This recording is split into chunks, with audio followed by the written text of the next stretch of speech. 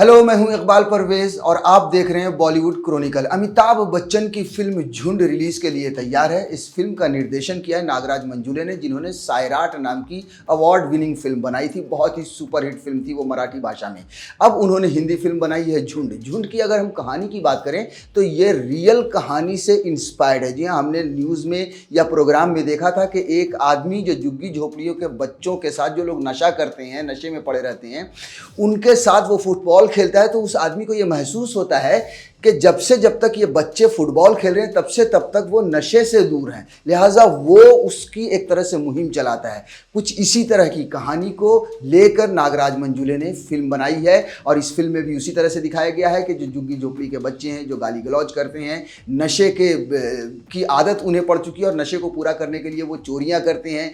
चलती हुई ट्रेन में से जान को जोखिम में डालकर वहाँ से कोयला चोरी करते हैं और इस तरह से वो अपनी ज़िंदगी को गुजारते हैं। और उसके बाद अमिताभ बच्चन, जो एक प्रोफेसर की भूमिका में है, वो जब देखते हैं तो उनके साथ जो है सो फुटबॉल खेलने के लिए शुरू करते हैं, उनको प्रेरणा देते हैं और फुटबॉल का खेल शुरू होता है। 500 रुपया पर डे, आधे घंटे के खेल के लिए अमिताभ बच्चन उन्हें देते हैं और यहीं से कहानी शुरू होती है। इसी तरह से कि किस तरह से उस एक मुहिम को पूरे देश में फैलाते हैं अमिताभ बच्चन और जितनी भी झुग्गी झोपड़ी के बच्चे हैं उन्हें फुटबॉल खेलने के लिए एक टूर्नामेंट का आयोजन करते हैं और उसके बाद वो अंतर्राष्ट्रीय स्तर पर उस टूर्नामेंट को कर जाते हैं, जहां भारत की भी झुग्गी झोपड़ी की टीम वहां जाती है। ये मोटा मोटी कहानी है इस फिल्म की। अगर हम इसकी अच्छाई की बात करें तो ये एक ईमानदार कोशिश है नागराज मंजुले की। वो ये बताना चाहते हैं कि समाज में जो इस तरह के बच्चे हैं जो झुग्गी झोपड़ियों में रहते हैं, काफ़ी टैलेंटेड होते हैं, काफ़ी अच्छे होते हैं, लेकिन समाज में उनको अच्छे तरीके से जगह नहीं मिलती है। वो अपने नशे की लत में पड़ जाते हैं, लड़ाई झगड़े करते हैं, मारपीट करते हैं। कई बार सिस्टम की तरफ से भी उन पर इस तरह से अत्याचार होता है। जैसे मान लीजिए कि एक चोरी में पकड़ा गया तो बार बार पुलिस उनको कहीं ना कहीं ढूंढती रहती है, दूसरी चोरी में भी कि कहीं उसी ने चोरी नहीं किया। तो इस तरह की बहुत सारी चीज़ें हैं जो एक ईमानदार तरीके से नागराज मंजुले ने इसको पेश किया और ये बताने की कोशिश की है कि इन्हें भी मौका देना चाहिए, इनकी भी ज़िंदगी को संवारनी चाहिए। इस फिल्म की जो कास्टिंग है, कास्टिंग बहुत ही परफेक्ट है। जी हाँ, मैं कास्टिंग की खास तौर से बात करूँगा। देखिए, अमिताभ बच्चन के अभिनय पर तो बात करना मतलब जो है छोटा मुँह और बड़ी बात होगी, लेकिन जो झुग्गी झोपड़ी के जो बच्चे हैं जो फुटबॉल खेल रहे हैं, उनकी जो कास्टिंग इतनी परफेक्ट है कि बिल्कुल वो लगे हैं कि वाकई में झुग्गी झोपड़ी के ही ये लोग हैं। उसी तरह का हाव भाव, उसी तरह का उनका एटीट्यूड, उसी तरह की भाषा और डायलॉग ख़ास तौर से बहुत अच्छी तरीके से लिखे गए हैं। जिस तरह से वो लोग बात करते हैं, जिस तरह से गाली गलौज करते हैं या लड़ाई झगड़े करते हैं, जो उनका एटीट्यूड होता है, ये फिल्म की अच्छाई है। जैसा कि मैंने पहले भी कहा कि ये एक ईमानदार कोशिश है।